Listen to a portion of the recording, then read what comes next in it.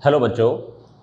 तो बच्चों, अब तक की जो क्लासेस हमने करी हैं उनमें हमने कॉम्प्लेक्स नंबर का बेसिक्स कंप्लीट किया था, जिसमें एक कॉम्प्लेक्स नंबर को कैसे रिप्रेजेंट किया जाता है, what is the general form of a complex number.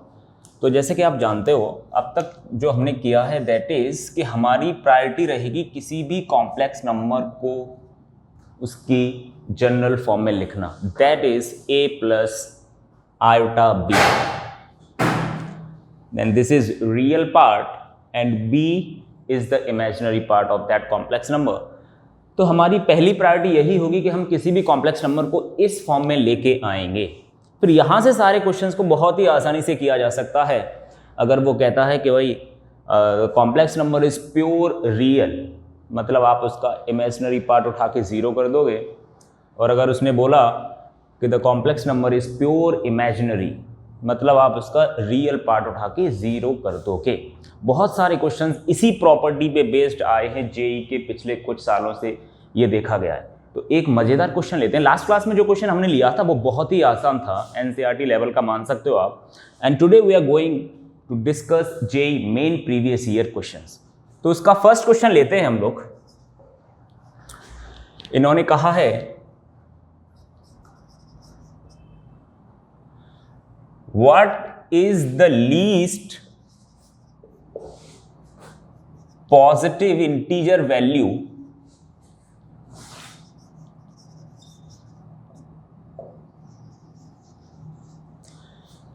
of n for which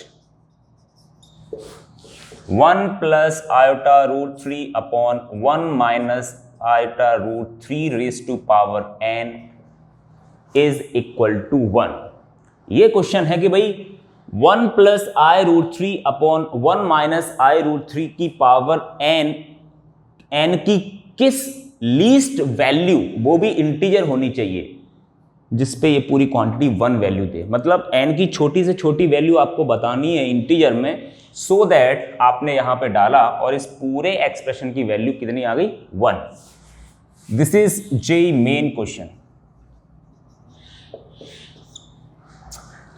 options भी हैं यहां पर, ऑप्शंस भी लिख लेते हैं एक बार।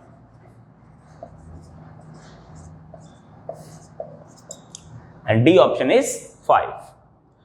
तो जैसे कि मैं अब तक आपको बता चुका हूं, आपकी पहली प्रायोरिटी रहेगी कि ये भी एक कॉम्प्लेक्स नंबर, देखो ध्यान से, complex number divide by other complex number, जो रिजल्टेंट आएगी that will be also an complex number.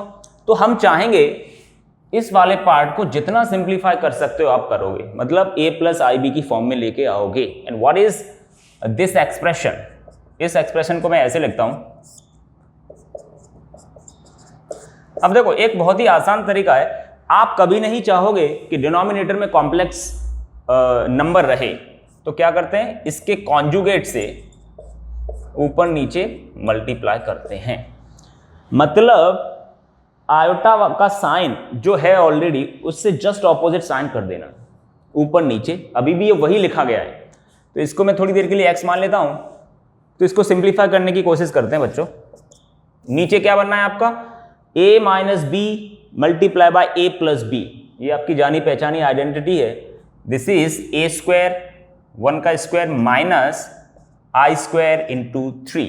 Root 3 का स्क्वायर कितना होगा, 3। और ऊपर बन चुका है आपका 1 प्लस आयोटा रूट 3 का होल स्क्वायर। तो उसको एक बार एक्सपेंड कर देते हैं, a square plus B square, i का स्क्वायर इंटू रूट 3 का square 3 plus 2 times of iota root 3। ठीक है, एक बार देख लेते हैं कितना हो गया ये। व्हाट इज आई स्क्वायर, -1, ये -1 हुआ, 1 minus 3 -2 plus 2i root 3 upon, यहां पर कितना हो गया, आई स्क्वायर की वैल्यू -1, यहां पर हो चुका है 4। आप सिंप्लीफाई करके लिखना चाहोगे यहां पर -1 plus i root 3 divide by 2। अब ये आपने इसकी स्टैंडर्ड फॉर्म में अब जाके रिप्रेजेंट हुआ है। ये चीज एक्चुअली ये है ना, ये फॉर्म ज्यादा बेटर है। यहां से इस क्वेश्चन को डील करना काफी ज्यादा आसान रहेगा हमारे लिए। अब हम चाहते हैं कि इसकी क्या पावर डालूं, n की, द लीस्ट पॉजिटिव इंटीजर। सबसे पहले आपके माइंड में आएगा 1 पॉजिटिव इंटीजर ऑप्शन में नहीं है, तो नेक्स्ट आप सोचोगे 2 कि अगर इसकी पावर अगर 2 डाली क्या उस पर 1 आ रहा है। तो जैसे कि आप देख पाओगे अगर आपने यहां पर 2 डाला तो नीचे तो 4 हो जाएगा, ऊपर होगा दिस प्लस दिस का होल स्क्वायर। होल स्क्वायर जब आप करोगे A square plus B square plus 2ab, तो आई वहां से हट नहीं रहा, मतलब कॉम्प्लेक्स नंबर जो है वहां पर उसमें आयोटा वाले टर्म्स आ रहे हैं। बट हम चाहते हैं ये इसकी ओवरऑल वैल्यू कितनी आ जाए 1, मतलब रियल नंबर आ जाए। तो 2 तो बच्चों आप नहीं डाल सकते बिकॉज a प्लस बी का होल स्क्वायर बनेगा, उसको जब आप एक्सपेंड करोगे तो उसमें आयोटा आएगा, आयोटा नहीं हट रहा। तो नेक्स्ट इंटीजर की तरफ आप जाओगे दैट इज 3। तो एक बार 3 डाल के देखना चाहते हैं हम लोग। -1 प्लस i√3 डिवाइड बाई 2 का होल क्यूब कितना आएगा, ये देखना चाहते हैं हम। तो अब तो सिंपल बच्चों हमें a प्लस बी का होल क्यूब यहाँ पे वो वाली आइडेंटिटी लगानी है, सिंप्लीफाई कर लेना है। तो व्हाट इज डिनोमिनेटर का क्यूब कितना हो जाएगा 1/8, 2 का क्यूब कितना होता है 8।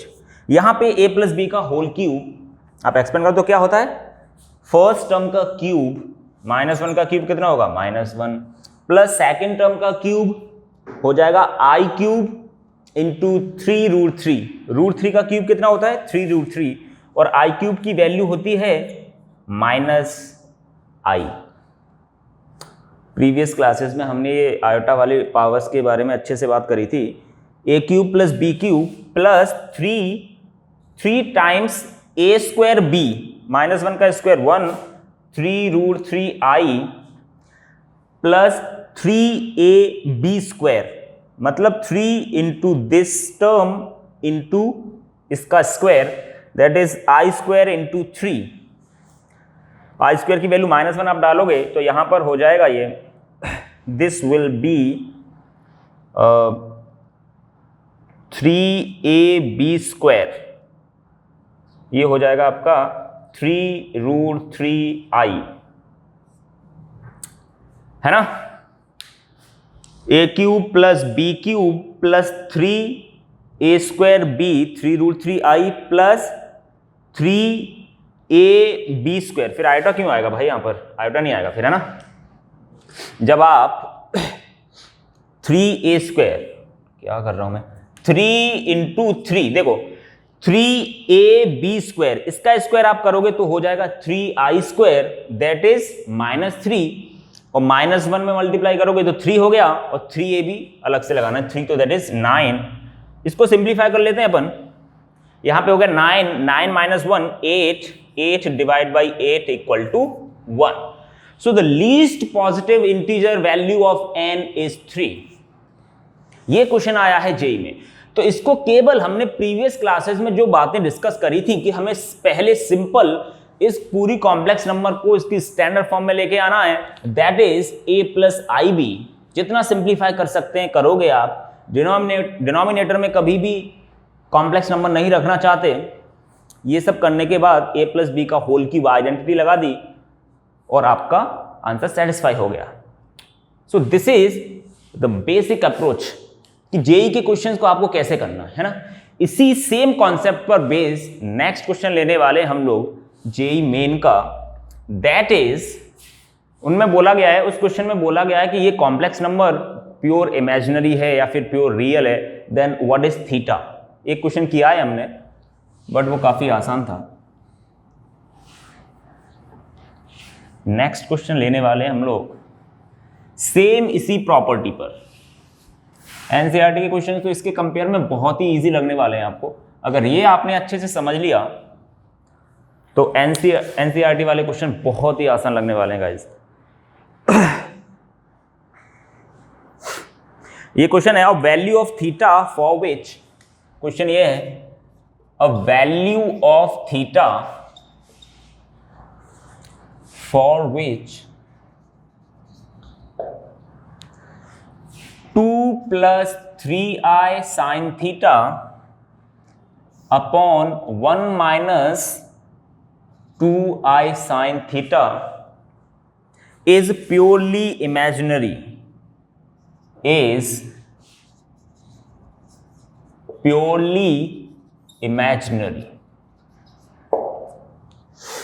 और ऑप्शन दिए इन्होंने π/3, π/6, sin inverse √3/4 and D option is sin inverse 1/√3।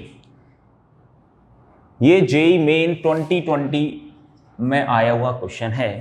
तो अगेन सेम वही कॉन्सेप्ट लगाना है। आप नहीं चाहोगे कि डिनोमिनेटर में कॉम्प्लेक्स नंबर रहे, तो आपको इसको सिंप्लीफाई करना पड़ेगा स्टैंडर्ड फॉर्म में लाने के लिए। 2 + 3 आयोटा साइन थीटा, डिनोमिनेटर में जो भी कॉम्प्लेक्स नंबर है उसमें आयोटा वाले का जस्ट ऑपोजिट साइन लिख के ऊपर नीचे मल्टीप्लाई कर देना है। द फर्स्ट स्टेप तो आपका यही है। अब नीचे आपकी आइडेंटिटी बन जाएगी a - b and a + b and that is a² - b², a² - 4i² sin² theta, और i² की वैल्यू -1 होती है, तो आप -1 हटा के यहाँ पे प्लस कर सकते हो। डिनोमिनेटर आपका एक रैशनल नंबर में आ चुका है, मतलब आई हट चुका है वहां से, और यहां पर आप एक बार सिंपल मल्टीप्लाई कर लेते हैं। पहले 2 मल्टीप्लाई होगा 1 के साथ, 2 × 1 2, फिर 2 जाएगा 2 आयोटा साइन थीटा के साथ, that is 4i sine theta plus 3 iota sine theta. फिर इसका मल्टीप्लाई करोगे आप इसके साथ, 3 × 2 6 i² sin² थीटा, और i² की वैल्यू होती है -1 sin² थीटा। अब इन्होंने बोला है दिस इज प्योरली इमेजिनरी, मतलब ऊपर अगर रियल पार्ट आ रहा है उसे उठा के आपको 0 कर देना है। और रियल पार्ट में कौन कौन से एलिमेंट आ रहे हैं, एक तो 2 आ रहा है और एक -6 sin² थीटा, क्योंकि इन दोनों में तो आयोटा आ रहा है, मतलब ये तो इमेजिनरी नंबर है ही सही। आप चाहते हो प्योर इमेजिनरी बन जाए, मतलब जो रियल वैल्यूज ऊपर आ रही हैं वो क्या हो जाए 0, तो इसको उठा के भाई 0 कर दो, खत्म कहानी इसकी। जो डिनोमिनेटर था वो तो 0 में वैसे ही चला जाएगा, उसकी टेंशन नहीं लेनी। So what is sin² theta, आप यहां से सिंप्लीफाई करोगे, sin² थीटा इज 2/6 मतलब 1/3। तो यहां से आप साइन थीटा की वैल्यू निकाल सकते हो 1/√3। So what is theta, sine inverse 1/√3। D option is the correct answer. तो एक ये बहुत ही अच्छा क्वेश्चन लिया हम लोगों ने, है ना। तो सिंपल वही अप्रोच लगानी है आपको, स्टैंडर्ड फॉर्म में लेके आना है, वहां से डील करना है। तो इस टाइप में हमने 2 क्वेश्चंस करे हैं, इन पे बेस्ड बहुत सारे क्वेश्चंस आपको करने को मिल जाएंगे एक्सरसाइज में। आगे का कॉन्सेप्ट नेक्स्ट क्लास में कंटिन्यू करते हैं।